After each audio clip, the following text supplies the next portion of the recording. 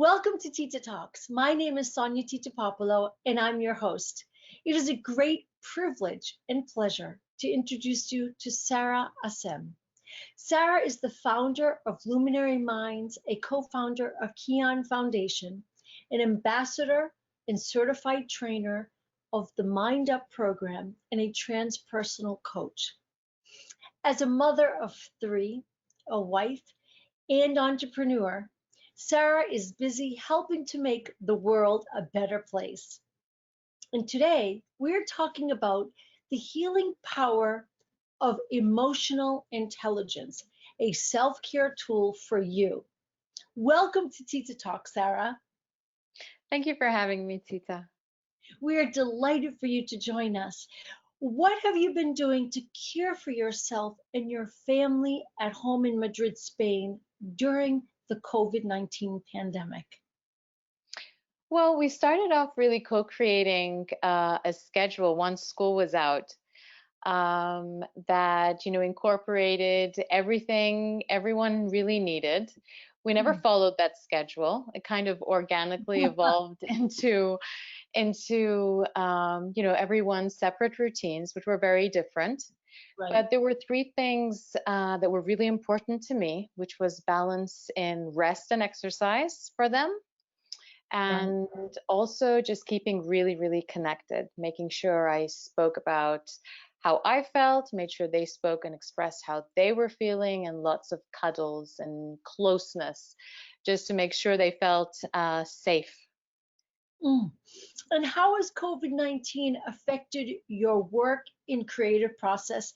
In what ways have you been able, as a mother, wife, and business leader, have you been able to transform this crisis to an opportunity?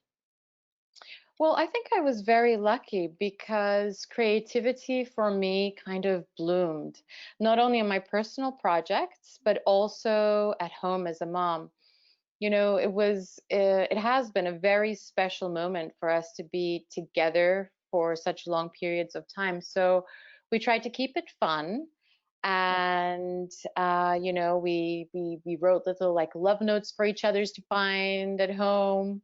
We rearranged our living space just to keep it, different and changing. We did some candlelight dinners every once in a while, just keeping it very, very light and balanced.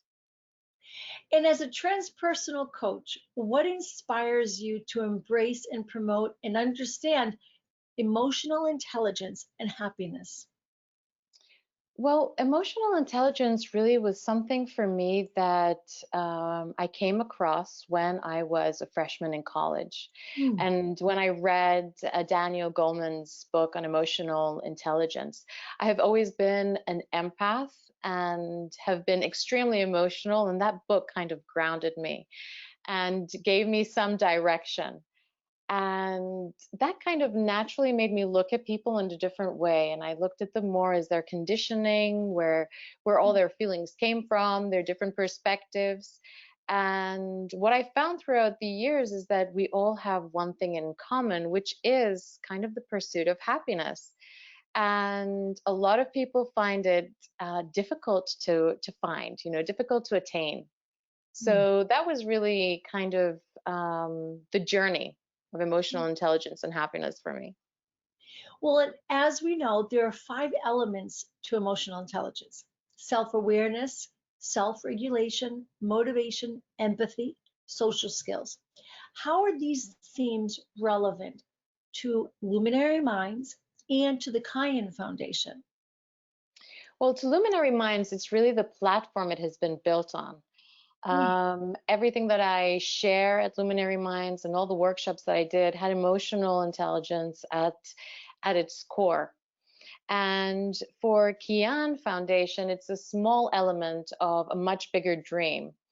A much bigger dream in the sense that it's a project that I'm doing with my two sisters, Yasmin and Noor, which is something we've been looking forward to forever. And now, the stars have aligned to make it happen. And Kian actually means essence. So what we're looking to do is really work on different projects that have to do with education and parenting and leadership. to bring back the essence of what those different elements are in our lives. And what do you believe is the healing power of emotional intelligence and happiness? And how can these be used as self care tools to empower and improve one's life?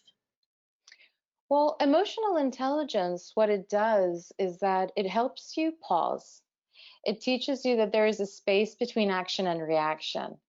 And in that space, you have time to emotionally self regulate, Hmm, direct the outcome of what you're living through mindset, right. and really start understanding people in a different way. Because when I understand my emotions and I get it, I can reflect that onto someone else and I can see where they're coming from. So for leadership skills, it's important. For connection and for respect and care, it's super important on the social level. And Sarah, can you tell us about Luminary Minds and the Kaizen Foundation? Sure. Luminary Minds was really born from the need um, I had for my kids to be practicing emotional intelligence on a regular basis. And so they kind of evolved into little workshops I did for my children's school. And they focused on different topics like mindfulness and kindness and the Mm, science of happiness.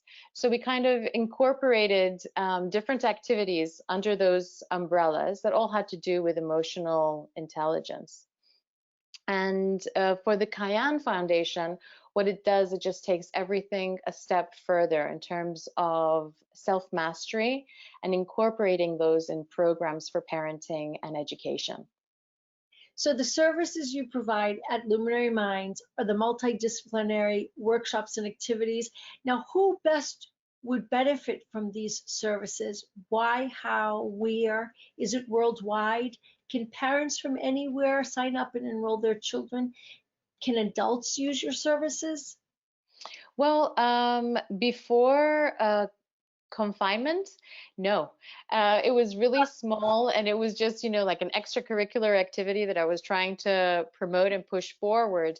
But now that everything has become kind of remote, one of the projects that I want to start evolving and creating Yes. is online workshops that everyone can have access to around the world for parents to kind of incorporate in their day to day with their kids.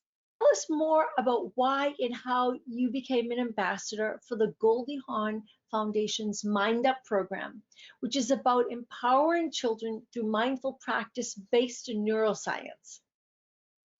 Well, it all kind of links. In 2015, I think it was, my sister Noor called me up and she's like, you know what? I found this program. It's brilliant. We're going to love it. We have to become train the trainers. And so we came together, we did our training. And what this program really does is that it enables teachers to create Right, space in the curriculum, in their day to day, to teach the right, children about their brain, how to love their brain. Now, this is essential. It's a part of our body that we don't really pay much attention to, but really guides us through everything. So it's loving the brain.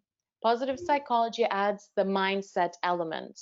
How can we turn, challenges into a learning opportunity? right, And that is really helpful also in a classroom. And then the mindful awareness is just introducing mindfulness and meditation, that time to pause, to be able to focus attention and be able to learn better. right. And the last aspect is social and emotional learning, which kind of brings everything together and helps kids socialize, reduce bullying, have empathy, really connect with the other students in a very, very different way. Well, those pillars, neuroscience, positive psychology, the mindful awareness, social, all so important.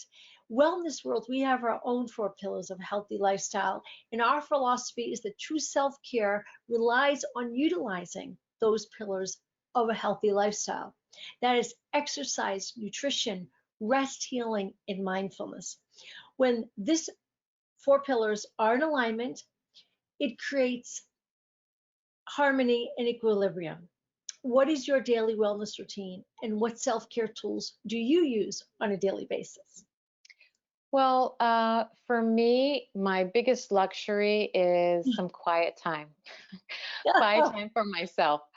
So I'm a very early riser. I wake up like at 5 a.m. in the morning and I have my coffee quietly. I meditate every day, and I journal. It's just that's quiet time for myself, Right. and that is really my self-help tool every Yeah. day. And I try to get exercise too, but really the quiet time is what fuels me for the rest of the day. And do you follow any nutrition or Yes. special Well, recipes? my I'm very I'm very vegetable person. I'm very greeny leafy. Okay. My diet is really based on salads, lots of fruit, and fish. I don't like meat that much. But Yeah. because of the kids, we kind of do a mix of everything at home. Okay. Such a great inspiration to us. Who and what inspires you, Sarah? What inspires me? Well, my kids inspire me the most. They are really my little masters. Okay. They have taught me so much about myself and have really motivated me to change a lot about myself. And another thing that motivates me and is really, for me, the engine of everything in life is love. It's amazing. What would you like to make sure that we communicate with our global viewers?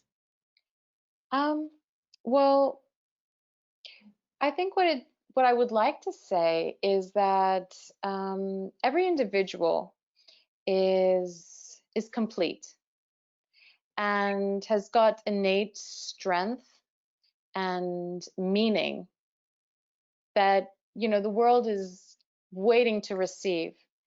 And so keeping your wellness in line is your way of being able to get the courage to really share that.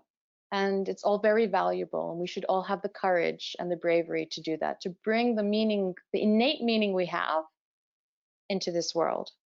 Thank you. Appreciate you joining us on Tita Talks. Thank you so much, Sarah.